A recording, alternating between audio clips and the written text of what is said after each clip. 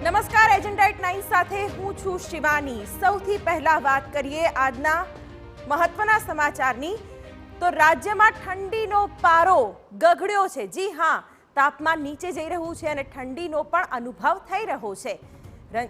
7 શહેરોનું તાપમાન 15 ડિગ્રીથી ઓછું છે।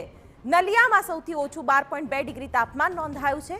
આ તરફ કંડલા એરપોર્ટ પર 12.7 ડિગ્રી, રાજકોટમાં 14 ડિગ્રી તાપમાન નોંધાયું છે, તો ડીસામાં 14.1 ડિગ્રી, તો વડોદરામાં 14.4 ડિગ્રી તાપમાન નોંધાયું છે।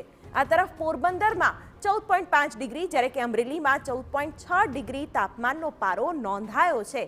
અમદાવાદ અને ગાંધીનગરમાં 15.7 ડિગ્રી તાપમાન, એટલે કે રાજ્યના મોટાભાગના શહેરોમાં 15 ડિગ્રી આસપાસ તાપમાન જતું રહ્યું છે અને આવનારા દિવસોમાં પણ વધુ ઠંડીની શક્યતા વર્તાઈ રહી છે।